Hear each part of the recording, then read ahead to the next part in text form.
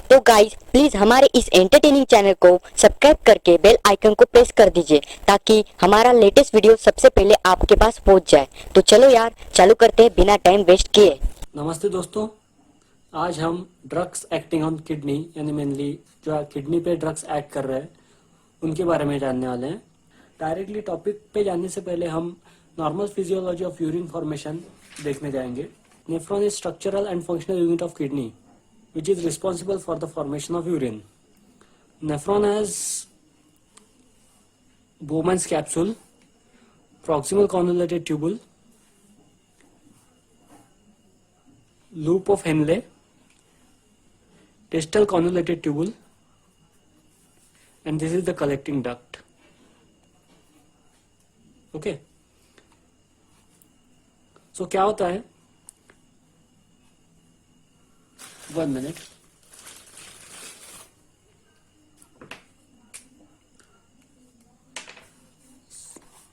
ये जो ब्लड यहाँ पे आ रहा है मतलब किडनी में,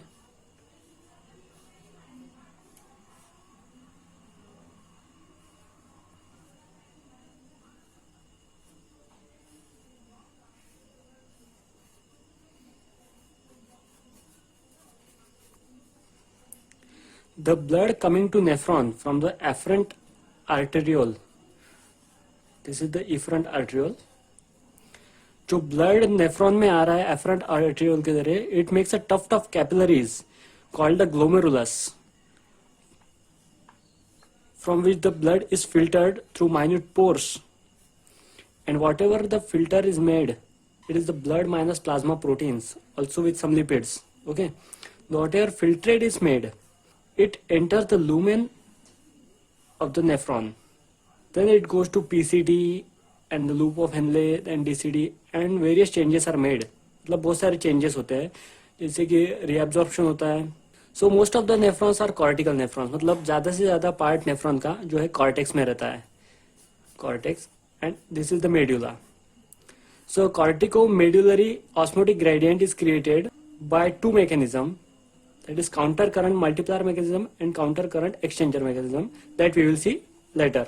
So for now we are going to see how reabsorption of sodium and water takes place from the different part of nephron. Okay, now let's go. Urine formation जो है हम 3 पार्ट में डिवाइड कर सकते हैं, जैसे कि ultra filtration, second is the tubular reabsorption and third is tubular secretion. ठीक है, तो ट्यूबुलर रीअब्जॉर्प्शन 4 साइड्स पे होता है. ट्यूबुलर रीअब्जॉर्प्शन माने the reabsorption of water and sodium and other electrolytes in the different parts of nephron in the extracellular matrix. This is the ECF, extracellular fluid, extracellular matrix. इधर जो reabsorption होता है उसको कहते हैं tubular reabsorption. That is the from the lumen of the nephron. Okay, so tubular reabsorption है जो है 4 sites पर होता है. Site 1 is proximal convoluted tubule. Site 2 is the thick ascending limb of loop of Henle. This is the loop of Henle. This is the descending limb of loop of Henle. This is the thin ascending limb and this is the thick ascending limb of loop of Henle. This is called as the thick ascending limb of the loop of Henle. Okay, this is site 2 of tubular reabsorption Henle.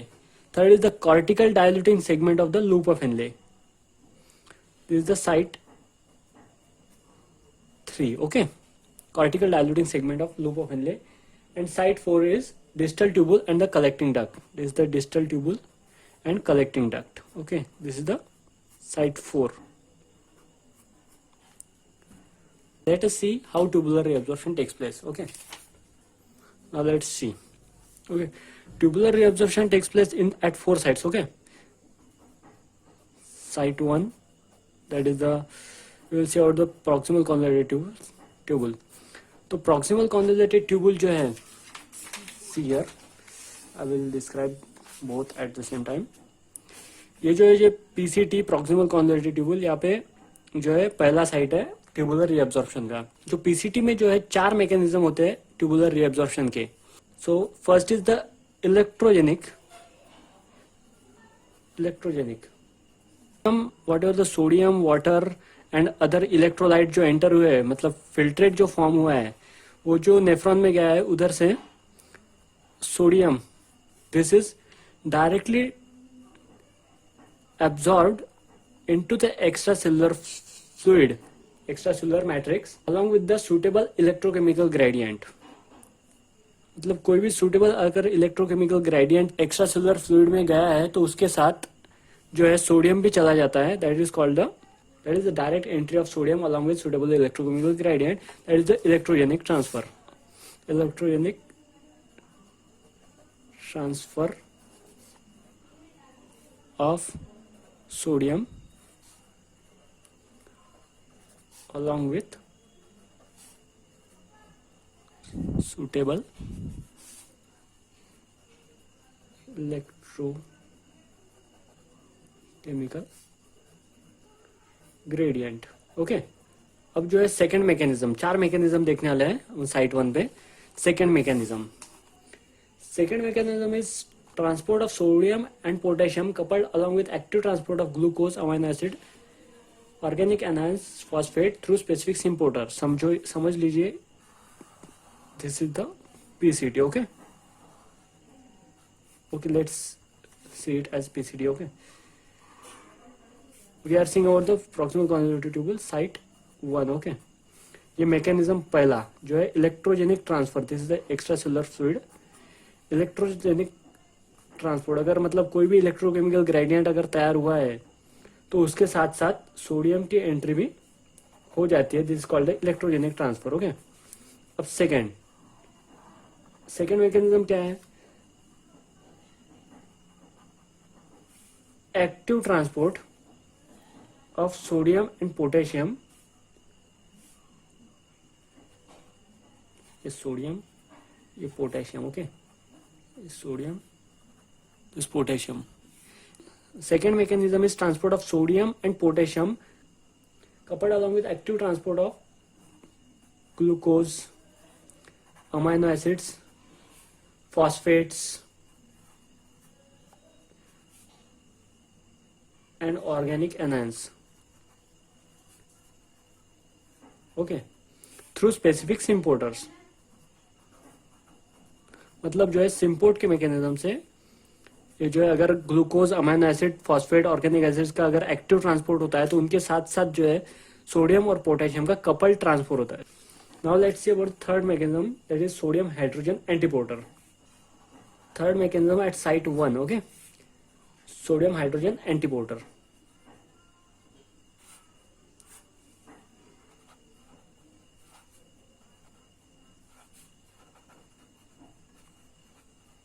Sodium hydrogen antiporter. Okay,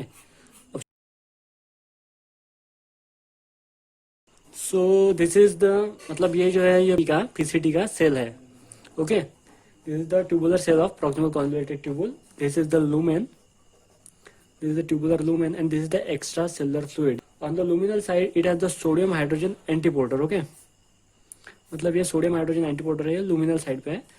so लुमिनल जो lumen में जो NH3 है, it is broken down into HCO3 negative and Na positive. Okay, this is the sodium hydrogen antiporter. एंटीपोर्टर मतलब ये sodium hydrogen एंटीपोर्टर है. Okay, सो ये क्या करेगा, सोडियम को अंदर लेगा और जो हाइड्रोजन है अंदर का उसे लुमेन में डालेगा. Okay, this is the H+. Okay, now ये HCO3 नेगेटिव और H पॉजिटिव जो है, it combines to form H2CO3.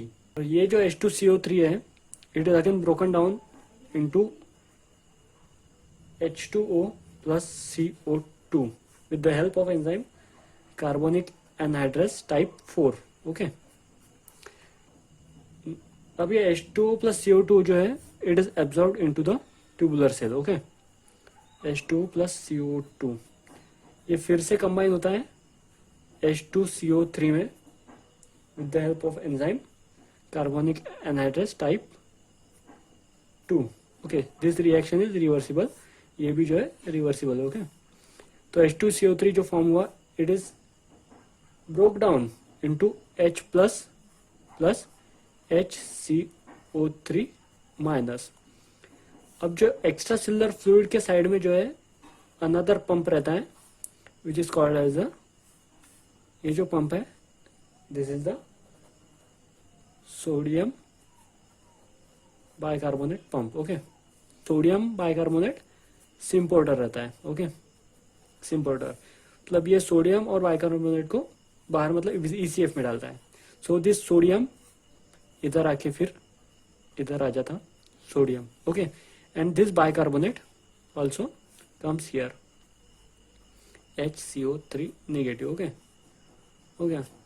So this NH it forms NaHCO3 which goes into the extracellular fluid. Okay, this is how lumen का जो है sodium NaH, this is how lumen का NaHCO3 extracellular fluid में reabsorb होता है by this mechanism.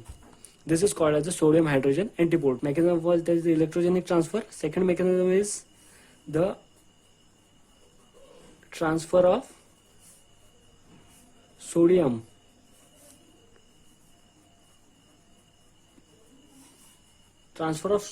coupled along with active transport transfer of sodium coupled along with active transport of glucose, organic acids, phosphates and other anions. Okay, third जो है जो अभी हमने देखा है वो है sodium hydrogen antiporter mechanism. Now let us see about what is the fourth mechanism, paracellular pathway का।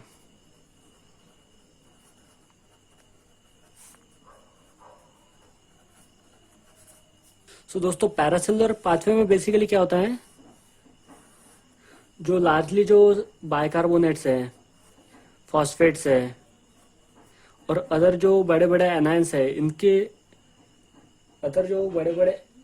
इनका जब पैरासेलुलर पाथवे में क्या होता है, हाई वेटेड जो बाइकार्बोनेट्स है, फॉस्फेट्स है, इसका जब रीअब्जॉर्प्शन होता है, एक पैसिव फोर्स क्रिएट बन जाता है क्लोराइड के लिए रीअब्जॉर्ब होने का थ्रू पैरासेलुलर पाथवे, मतलब दो सेल्स के बीच में से। इसके वजह से क्या होता है, सोडियम भी उसके साथ निकल जाता है। Sodium also goes along with it. Okay, to maintain the electrical neutrality and the osmolarity. So दोस्तों, हमने जो है साइट 1 यानी कि PCT पे 4 सोडियम रीअब्जॉर्प्शन के मैकेनिज्म देख लिए, ये 4। Okay, now let us go toward the site 2। Site 2 जो है ये thick ascending limb of loop of Henle है। Now this corticomedullary osmotic gradient is there. या जो कॉर्टेक्स पे है, यहाँ पे ऑस्मोलरिटी 300 रहते, सॉरी। सो मेडुला के टिप पे जो है इधर जो ऑस्मोलरिटी रहते हैं 1200, यानी कि 4 टाइम्स ऑस्मोलरिटी ज्यादा रहती है। इसके वजह से क्या होता है, फर्स्ट ऑफ ऑल इधर से जो भी सोडियम रीअब्जॉर्प्शन हो, descending limb of loop of Henle is permeable to water and impermeable to electrolytes. Okay, so जो डिसेंडिंग लिम्ब में जब जो फिल्ट्रेट आता है, so water goes out of it and hypertonic urine is created. Okay, hypertonic urine passes by this. Okay, now इधर जो है electrolyte का कुछ रीअब्जॉर्प्शन का ऐसा मैकेनिज्म है नहीं। Okay, so this is the thin descending limb of loop of Henle and this is thick ascending limb of loop of Henle. तो thick ascending limb of loop of Henle में mechanism है जो कि electrolyte reabsorption करते हैं। सो हम discuss करेंगे कि थिक असेंडिंग लिम्ब यानी कि जो साइट 2 है, यहाँ पे कौन से मैकेनिज्म है जो कि रीअब्जॉर्प्शन करते हैं। ओके, सोडियम पोटेशियम 2 क्लोराइड को ट्रांसपोर्ट। ओके, अब ये कैसे होता है ये हम देखेंगे। ओके, तो जो thick ascending limb of loop of Henle का, this is the tubular cell. Okay, let's imagine this is the tubular cell of the thick ascending limb of loop of Henle. Now on the, this is the lumen and this is the extracellular fluid. So here it is sodium potassium 2 chloride co-transporter.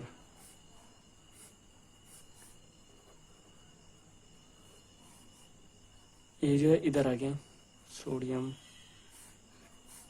2 chloride. Okay, और ये potassium transport. Also on the extracellular fluid के जो side में है, उसके side में जो है वो रहता है sodium potassium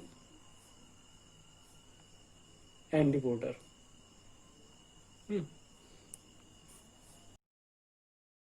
So on the ECF side we have sodium potassium ATPase energized sodium potassium antiporter. Okay. तो जो है सोडियम जो है बाहर जाता है, पोटेशियम कम्स इन. ओके. अब जो है यहाँ पे पोटेशियम चैनल्स भी रहते हैं, क्लोराइड चैनल्स भी रहते हैं.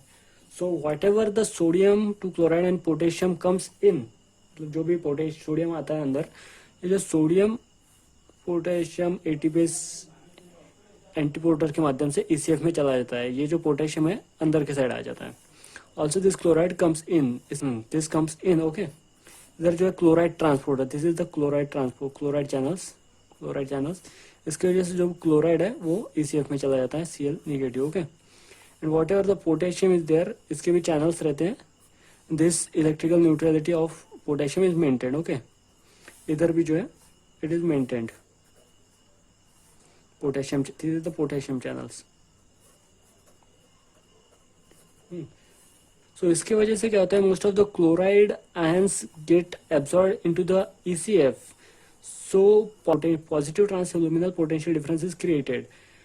बिकॉज ऑफ दिस, इसके वजह से क्या होता है, कैल्शियम और मैग्नीशियम जैसे ions they are also reabsorbed into the extracellular fluid. Calcium and magnesium. Sodium potassium two chloride co transporter works.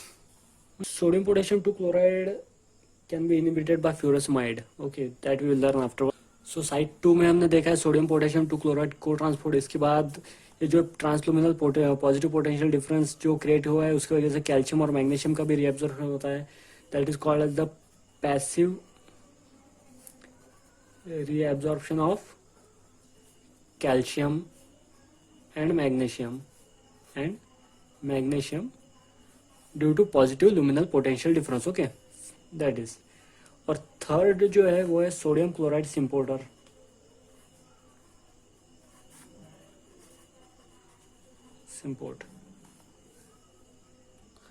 Now ये जो सोडियम क्लोराइड सिम्पोर्टर जो है वो अर्ली डिस्टल ट्यूबुल पर भी रहता है, मतलब वहां पे भी इसका मैकेनिज्म है, तो मैं उसके बारे में आपको वहां पे समझाऊंगा. Okay. So at the side 2 tubule that is thick ascending limb of soup of Henle में ये 3 मैकेनिज्म से सोडियम का रीअब्जॉर्प्शन होता है. सो फ्रेंड्स, यहाँ थिक असेंडिंग लिम्ब में जो भी है सोडियम 3 मैकेनिज्म से जो है हमने देखा है कि रीअब्जॉर्प्शन होता है. Okay. That is sodium potassium two chloride co transporter.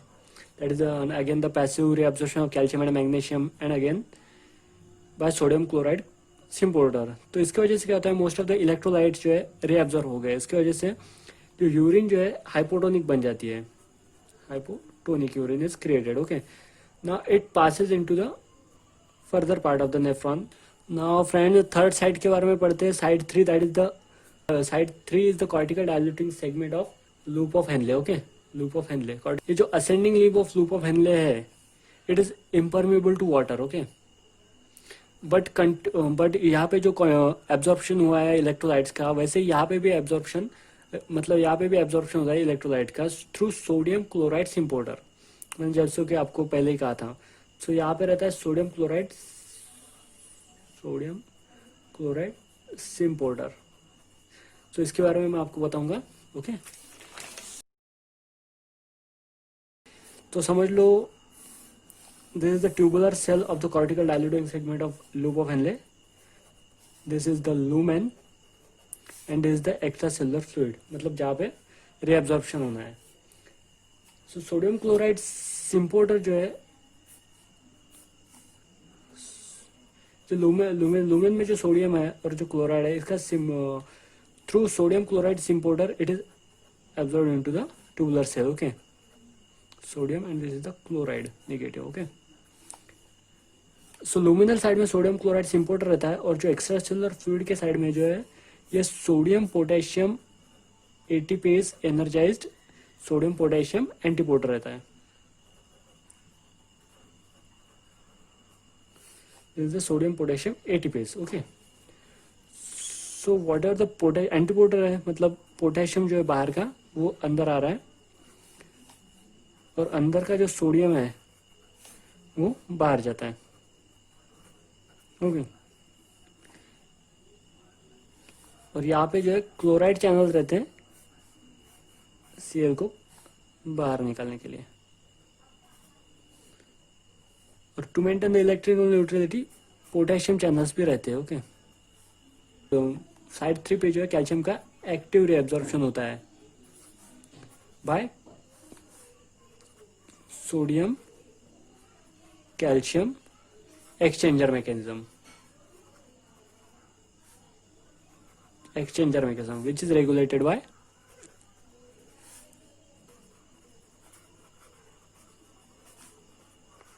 Parathyroid hormone. Okay, so friend ये हमने देखा है साइट 1, साइट 2, साइट 3 के बारे में। अब आता है site 4, that is the distal tubule and collecting duct. Okay, so friend distal tubule और कलेक्टिंग डक्ट जो अपन साइट 4 बोल रहे हैं, यहाँ पे जो है ट्रांसपोर्टर्स नहीं रहते, जैसे सोडियम और अलग मतलब ट्रांसपोर्टर्स नहीं रहते, बल्कि यहाँ पे जो भी सोडियम जो है वो एंटर करता है, it is through the amiloride sensitive renal epithelial sodium channels. So friend at site 4 that is the DCT and the collecting tubule, यहाँ पे जो है मतलब this is the tubular cell. Okay, tubular cell, this is the lumen and is the extra cellular fluid. Okay, so यहाँ पे जो है amiloride sensitive sodium channel है, this is the specialised, it is only sensitive amiloride, this is the amiloride sensitive renal epithelial sodium channel. Okay, sodium enters in. Okay, और जो है ECF side में sodium potassium ATPase energize sodium potassium antiporter रहता है। तो जो भी sodium lumen से ट्यूबुलर सेल में आता है वो सोडियम पोटेशियम एटीपेज के जरिए रीअब्जॉर्ब हो जाता है। To maintain the osmolarity there are potassium channels. Okay,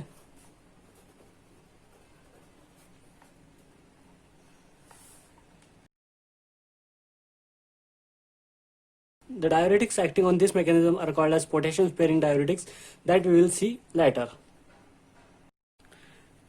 This is what we saw all the mechanism of sodium reabsorption. Now we will directly move on the topic diuretics, that is drugs acting on kidney, in the next part of the video. Thank you.